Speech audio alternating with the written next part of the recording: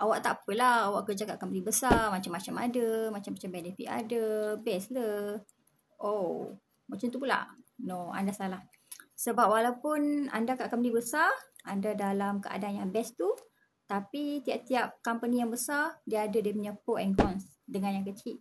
Okay, salah satunya, okay, company besar ni, dia perlukan kita untuk ikut dia punya step. Anda tak boleh nak suka hati buat. Kalau macam anda nak minta cuti, kena ikut step dia. Dia mungkin ada dia punya sistem yang anda kena apply dulu dan dapatkan approval daripada anda punya head ke manager ke supervisor ke. Itu step dia. Kalau macam anda nak submit benda something ke, dokumen ke, ataupun anda nak email ke, anda nak key in system ke, dia memang akan dah bagi dia punya rules and regulations. Anda tak boleh nak suka-suka hati buat. Anda kena ikut dia punya rules. Itulah company besar. Sebab dia company besar, dia tak boleh nak handle semua staff individually. Jadi dia perlukan rules tu untuk tiap-tiap staff yang masuk tu ikut dia punya garis panduan yang dia dah buat. Kalau untuk company kecil ni, dia ada dia punya kebaikan di mana company kecil dia tak banyak staff tau. Dan kebanyakan staff dia memang boleh directly jumpa dia punya boss. Boleh jumpa face to face. Hi boss. Kebanyakan staff memang akan boleh directly cakap dengan bos dia. Boleh tegur bos dia. Erti kata kalau katakanlah dia ada apa-apa masalah antara dia lah, tak kisah apa-apa masalah yang dia rasa tak nak settle between dia orang punya staff, dia boleh directly jumpa bos dia. Bos, saya ada masalah. Dia boleh directly cakap dengan bos dia. Itu yang best tu company kecil. Dan katakanlah tiba-tiba dia ada emergency, yang untuk yang kecil ni emergency, dia tak perlu nak terus hantar form lah, nak tunggu-tunggu, dia tak payah macam tu. Dia boleh terus jumpa bos ataupun call. Kebanyakan staff dia ada contact number bos dia directly. So dia apa-apa pun dia boleh call. Itu yang best tu. So katakanlah dia ada emergency, dia minta bos, sorry bos, besok saya ada emergency nenek-nenek. Bos dia, tak apalah pergi. Dia boleh dapat terus approval. Itu yang best. Dan untuk company besar ni, mungkin dia ada dia punya sendiri punya insurance. Yes, sebab dia ialah satu company besar. Dia ada banyak keuntungan yang besar. Dia boleh ada macam-macam benefit insurance. Company kecil ni, ya mungkin dia ada insurance yang kecil. Personal accidents ke apa benda je yang kecil.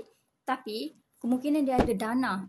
Di mana bos ni dia boleh suka hati je. Katakanlah ada staff A ni, mungkin ada sesuatu yang buruk berlaku kat dia, rumah dia ada ni yang kita tak cakap lah, benda yang buruk tu, dan bos dia boleh suka hati bagi tahu kat akaun dia, you transfer 1,000 dekat Encik Ahmad sebab dia ada ni. Boleh, dia boleh suka hati atas dia punya details ialah donation. Terpulang pada bos tu dia nak bagi berapa duit company dia. Bos tu boleh suka hati nak buat apa, dia nak bagi lebih kat kawan ni ke, dia nak bagi allowance kat kawan ni ke, pun boleh. Kalau macam company yang besar ni, dia memang sudah dah set dah. Okay, basic berapa, allowance you berapa, memang dah fix. You tak boleh nak suka hati bagi lebih. Itu yang kita perlu lihat kat sini. Jadi kat mana pun anda, besar ataupun kecil, alhamdulillah, bersyukurlah anda ada kerja. So jangan compare antara mana-mana satu yang bestnya, tak ada. Dua-dua ni dia ada kelebihan dan juga dia ada kekurangan dia. Kat mana pun anda, alhamdulillah ada kerja. Dan satu lagi, tak semua tempat yang akan perfectly 100% okay. Daripada segi bos dia, daripada segi kita punya colleague yang pejabat kita, dari segi kita punya customer yang kita kena deal, dari segi paperwork yang kita kena buat, dari segi kerja-kerja yang kita nak buat, mesti akan ada something yang buatkan kita rasa menyampahnya. So takkan ada benda yang perfect daripada A to Z masa kita masuk kerja tu. Jadi benda tu terpulang pada kita macam mana kita nak handle. Kita nak handle benda yang kurang tu. Contohnya bos kurang. Jadi kita ikut je dia punya tone dia. Kita layan je. Tak payah nak simpan dalam hati.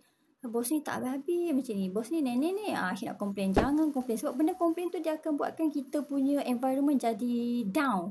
So bila dah down, kita buat kerja pun tak nak lah. Kita tak nak environment yang macam tu. Jadi kalau katakanlah bos tu kurang, kita layan je. Buat macam biasa. Okay, biasalah tu. Cara kita terima benda tu, yang benda tu ialah small matter je. So bila small matter, bagi kita okay, no problem.